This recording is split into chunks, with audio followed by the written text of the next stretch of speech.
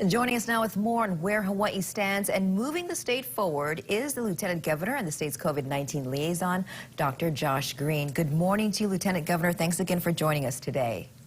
Good morning. I wanted to start by asking you about the 11 cases on Kauai, because that's a big number for Kauai. What can you tell us about those cases? Well, most of the people were unvaccinated, very good people. Apparently there was a large birthday party, and those who were unvaccinated came into contact with a couple people who were positive. And it will mean some spread. The 11 cases are of great concern. Hopefully that can be contained by the Department of Health. One individual went into the hospital. I spoke with that family. He was doing okay as of yesterday, but we have grave concerns when anyone gets sick enough to go into the hospital. That person's oxygen was low, and this is the pattern. We still have a lot to be concerned about because the Delta variant can spreading across the country. And even though we have now 821,886 people in our state fully vaccinated, that leaves another 600,000 or so individuals that are not fully vaccinated. And they will be susceptible to catching the Delta variant and other variants in the coming weeks if we are not careful. Speaking of being vaccinated, the percentage of residents who are fully vaccinated is now 57.9%. We've been stuck at 57% for at least 10 days now. Are the recent vaccinations moving slower than you expected? Maybe a little slower. The reality is there's just fewer people to get vaccinated, and those who remain are the individuals that were a little bit more on the fence. But these examples, like we're seeing on Kauai, are the exact reasons to get vaccinated. If you're fully vaccinated, you will not catch the Delta variant. If you're fully vaccinated, you will not end up in the hospital. That's just basically the reality. And no one has died who's been fully vaccinated. So for those hundreds of thousands of people that remain, even though we're one of the best states, vaccination is your key to safety and for the safety of your kupuna and your keiki. Keep in mind also that there's still 216,000 of our kids under age 12 that aren't even eligible for vaccination. So it's kind of sad if we don't protect them also. So please, everyone, get vaccinated. In 1 week, more restrictions will be eased with businesses and travel. Why do you think Hawaii is ready, even if we don't reach that 60% full vaccination benchmark? Well, we're much more protected than any other state in the country, and the rest of the world has opened up.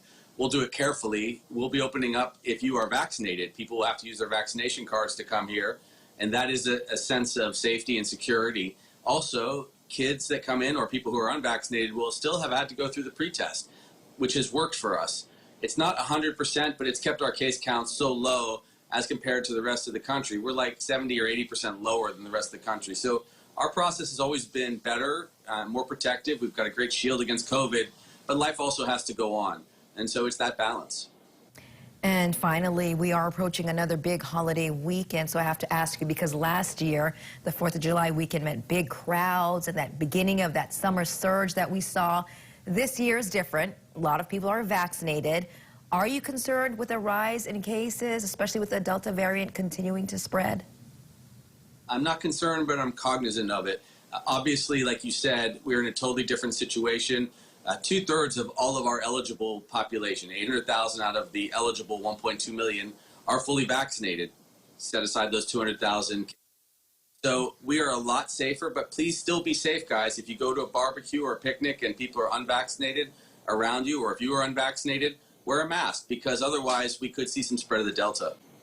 Doesn't getting COVID and recovering from it provide natural immunity? So with all those people and those vaccinated, we should already be at or above 60% herd immunity, if not 70%, correct? Well, it's definitely correct that anyone who had COVID has some natural immunity, and I would say that adds about 3 to 4% to our numbers for immunity for the state. So instead of it being at, just 57.9%, we're probably somewhere around 61 or 62% of the population with immunity. It's not enough to get to full herd immunity, but it is very protective. And just to clarify, once you get COVID, are you immune to the disease and the variants? For a time, as long as your body is still producing antibodies, though sometimes the immune response is not big enough. Sometimes you have a very mild case and you don't get a lot of antibodies. It's difficult to tell, but those antibodies can be measured with the blood test. Okay, the next question is from Debbie Taylor. She wants to know, When will the unemployment supplement end so that employers can get employees willing to work? Early September, that's scheduled to end nationally, and I think that will really encourage people to go back to their jobs. A lot of people are hurting, so I understand the need for not just regular unemployment, but the plus up, but also employers really need our hardworking people back to care for our economy in our state. So September, we'll see a big surge in employment again. The next question is from Jill, and she wants to know any update on the vaccine for children under 12. Looks like September at the soonest, in my opinion. They're going to be very careful because there has been concern. It's not a large concern yet, but concern about some minor side effects, including effects that affect the heart. Very rare, and maybe we'll talk about that more, but that is something that we always watch for. And also, kids have not had very severe disease, so no one wants to rush that. Yeah, and speaking of that, Sherry wants to know, as a parent, I read that there's a link to the Pfizer vaccine and a heart ailment in teenagers called myocarditis or inflammation of the heart. Is that true? And if so, what can you tell us about that? That is factual, although it's been very rare. And myocarditis, which is inflammation of the heart muscle, anything that ends in itis is inflammation. That means that the heart muscle got a little inflamed. People have all gotten better. There were several hundred cases across the country, I think 4 or 5 here in our state. And again, like I said, people got better. Mostly it was between ages 18 and 30 and in males. What people feel is a little bit of chest pain, a little shortness of breath, and they get treated. There were 2 people across the country that went into the intensive care unit for that, and they both lived, is my understanding. But these are the kind of things we check. It has been way outstripped by the benefit of keeping people from catching COVID and getting severely ill or dying. And that's the way they make the calculation as to whether or not we should still be vaccinated.